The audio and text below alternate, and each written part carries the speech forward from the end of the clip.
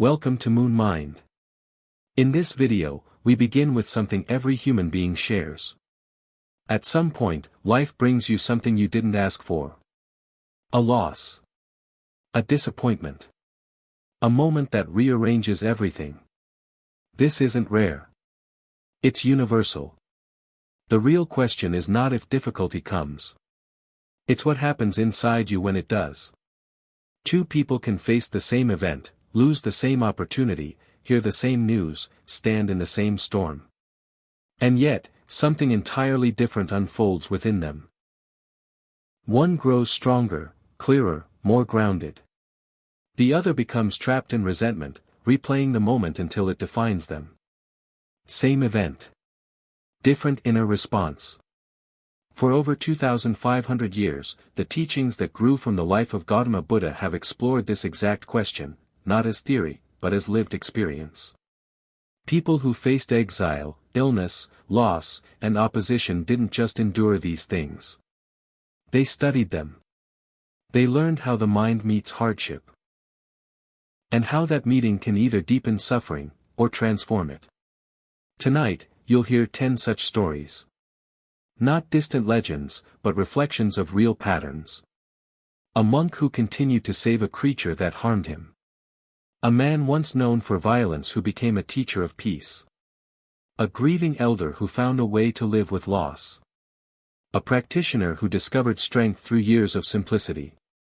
A poor woman whose smallest offering carried immense meaning. And others who challenged the limits placed upon them. Each story reveals something precise. Not ideas to admire. But ways of seeing that change how you experience your own life. So wherever you are, take a moment. Let your body settle. Let your breath slow just a little.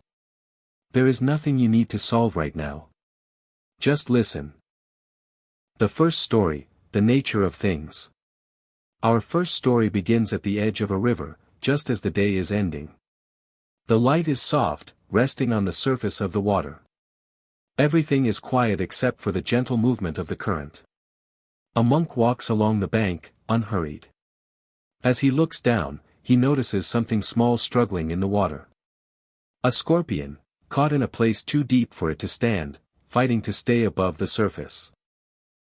Without thinking twice, the monk kneels and reaches into the water, lifting the creature into his palm. Instantly, the scorpion stings him. The pain is sharp. His hand pulls back. The scorpion falls once again into the current. For a moment, the scene resets. The creature struggles. The monk watches.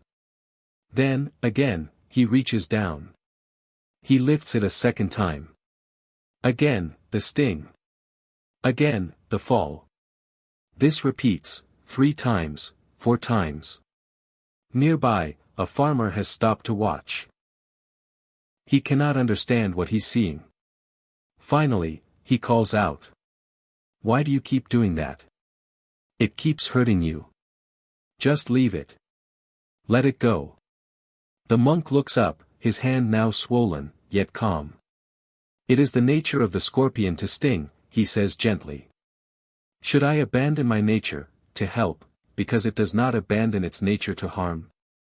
Then, once more, he reaches down. This time, he lifts the scorpion carefully, placing it beyond the reach of the water. It disappears into the rocks, unaware of what just happened. The monk wraps his hand and continues walking. What this story shows. This is not a story about being passive. It's not asking you to ignore harm or pretend pain doesn't matter. It's pointing to something more subtle, and more challenging. Can you remain rooted in your values, even when others don't meet you there? Can your clarity stay intact, when someone else acts from confusion? In Buddhist teaching, this quality is known as karu, compassion. Not as a feeling that comes and goes. But as a steady orientation toward reducing suffering. The scorpion acts according to its nature. The monk acts according to his. The teaching asks. What is guiding your response? Because most of the time, when we are hurt, something shifts. We become tighter. More guarded. Less open. We begin to mirror what we receive. But here, the monk does something different. He refuses to let the behavior of another determine who he becomes. Bringing it closer to you. You may not meet a scorpion today. But you will meet moments like this. Someone speaks harshly. Someone misunderstands you. Someone acts from their own pain, and it reaches you. In those moments, there is a choice. Not about what they did. That has already happened. But about what arises in you next. Do you contract? Do you carry the sting forward? Or do you respond from something steadier? This is where transformation begins. Not in changing the world outside. But in seeing clearly what is happening within. Every human life, no matter how carefully planned, eventually meets something unexpected. Difficulty is not optional, it arrives uninvited, sometimes quietly, sometimes all at once.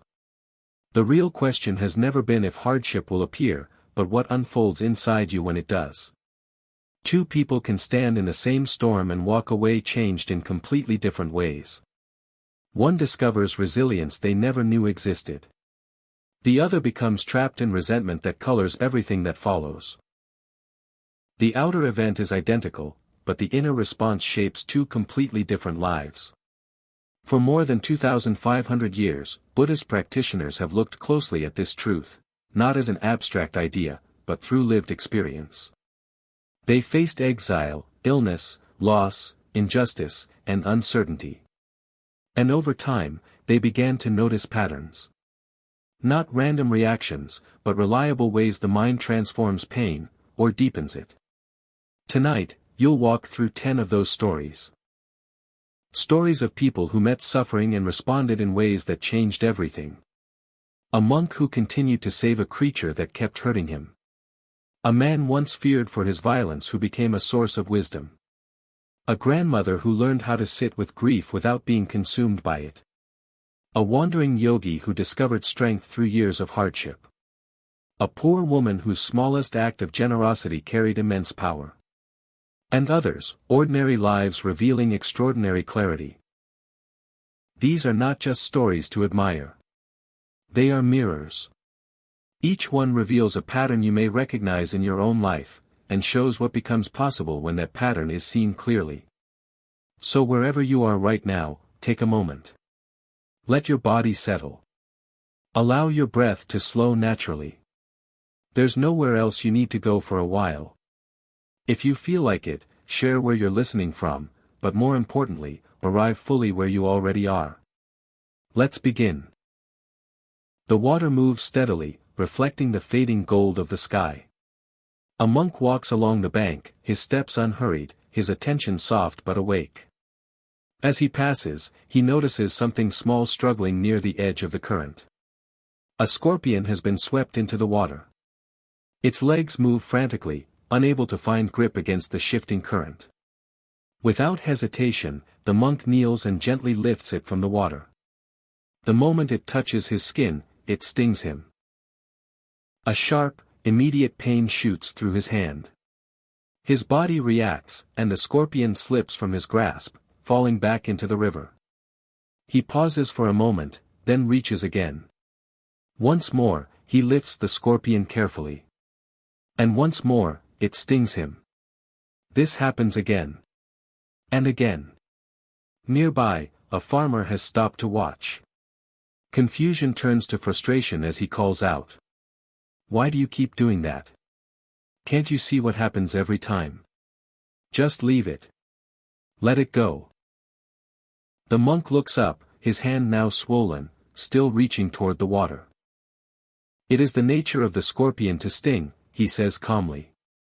Should I abandon my nature to help, simply because it does not abandon its nature to harm? On the next attempt, he succeeds. He places the scorpion safely on dry ground. It disappears into the rocks without hesitation, unaware of what has just occurred. The monk wraps his injured hand and continues walking.